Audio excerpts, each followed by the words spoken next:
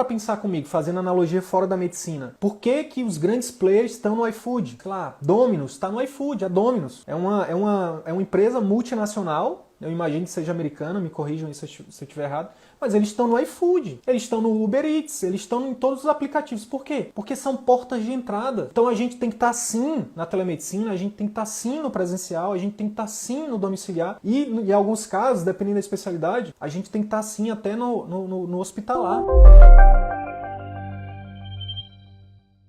Primeira forma de aumentar seu faturamento sem investir dinheiro, anota aí, é focar em clientes antigos. Segunda forma é aumentar o número de serviços, como eu já falei, diversificando. E eu já dei alguns exemplos disso para vocês. Consultas presenciais, que é o que todo mundo acha, eu vou atender particular. Quando se fala de atendimento particular, todo mundo já se imagina sentado numa consultório, numa clínica, e não necessariamente é isso. 2021, atendimento particular pode significar telemedicina, visita domiciliar, visita hospitalar. Você pode, dentro do seu portfólio, incluir exames, você pode incluir procedimentos. Lembra da Sara que eu falei lá, que eu falei um pouquinho atrás, que é a generalista, recém-formada, 4 meses de formada, já correu, já fez um curso para aprender a fazer agulhamento seco. É um procedimento. É valor que ela agrega para o paciente, por isso ela pode cobrar. E ela não fica só refém de consultas. Lembra do cardiologista que eu falei, aluno nosso? Dobrou o faturamento dele de janeiro para março. E aí, olhando para os números deles, o que a gente enxerga? O que ele falou, Sidney?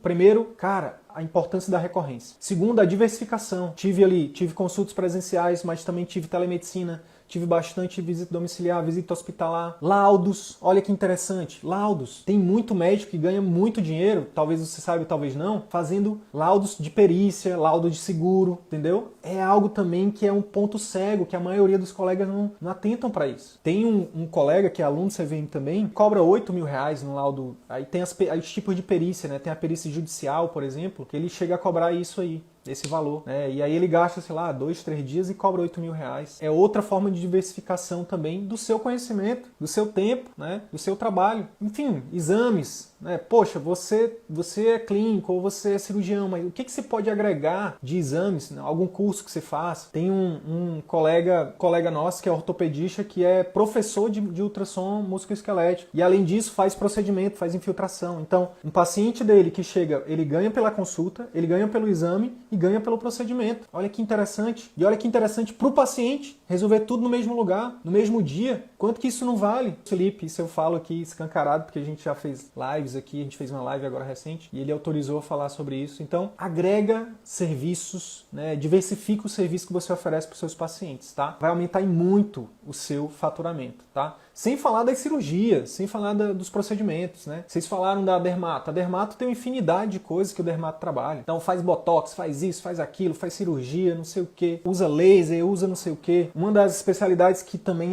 que tem que tem um rol, né, de procedimentos muito grande, a urologia, a cirurgia vascular. Tem cirurgiões vasculares que são alunos nossos que eles fazem a consulta, faz o exame, né, o ultrassom com Doppler e faz o procedimento. E são vários tipos de procedimento, inclusive minimamente invasivo, procedimento feito no consultório. Isso agrega muito valor para o paciente. Se agrega valor para o paciente, obviamente o médico pode cobrar mais por isso ele tem uma margem maior. E aí ele deixa de ser refém apenas das consultas, tá? E aí aqui, ó, entra também o PAI, o Programa de Acompanhamento Intensivo. É uma diversificação também de produtos, de serviços que você oferece ao seu paciente. Ah, Sidney, estou começando agora. Então assim, ó, você tem um monte de tipo de consultas que são portas de entrada. Você tem a possibilidade de fazer cursos para oferecer exames. Você tem a possibilidade de fazer pós-graduações, cursos também para oferecer procedimentos. Pode fazer cursos também, tá vendo a importância da educação, né? Fazer cursos, enfim, pós-graduações também para fazer perícias, fazer laudos, não sei o quê. E também fazer o CVM para fazer os seus programas de acompanhamento. Olha que interessante. E aí você tem mais uma fonte de receita para aumentar o seu faturamento. E detalhe, de novo,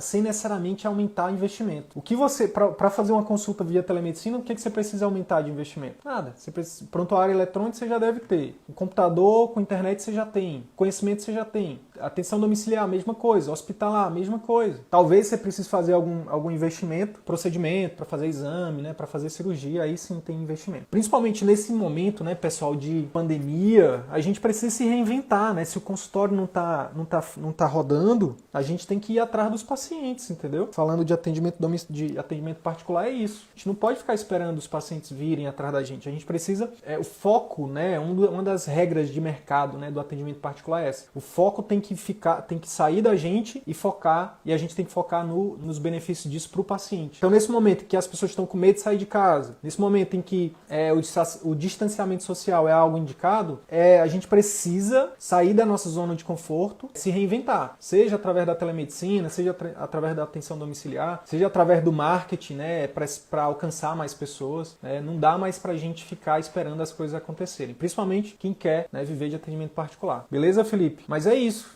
é ver o que você já está fazendo. E o próprio programa de acompanhamento, né? O próprio programa de acompanhamento.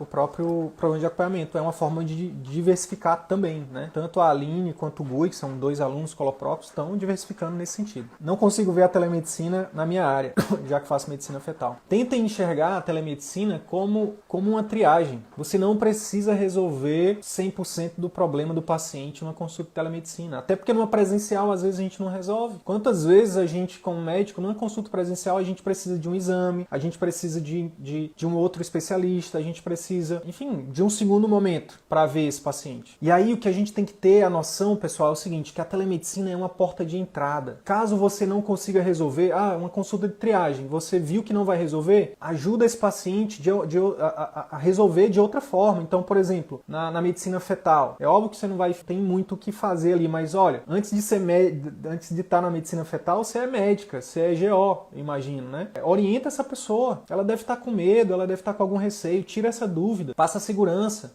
e cria relacionamento. Por quê? Porque mesmo que você, Bianca, você, Felipe, não resolvam o problema dos pacientes de vocês numa primeira consulta de telemedicina, se for o caso de você conseguir resolver numa presencial, você, olha, vamos fazer o seguinte, vamos terminar essa consulta no consultório. Ou, se for uma coisa urgente, olha, nesse caso você precisa ir no pronto-socorro agora. Por isso que a gente fala, a telemedicina salva vidas. No caso da medicina fetal, salva a vida do feto também, né? Porque, poxa, o paciente está falando, olha, doutora, não estou sentindo movimento, não estou sentindo isso, não estou sentindo aquilo. Você vai dizer o quê? Corre, vai agora, não espera mais um segundo, vai. Isso pode salvar a vida do feto, pode salvar a vida da mãe, né? Enfim, então a gente tem que entender que é só uma consulta de triagem, a gente não precisa resolver todos os problemas do paciente numa primeira consulta de telemedicina. E uma vez que você resolve, seja você no consultório, no segundo momento, seja você encaminhando, seja você pedindo um exame, seja você prescrevendo um remédio, esse paciente vai ficar grato a você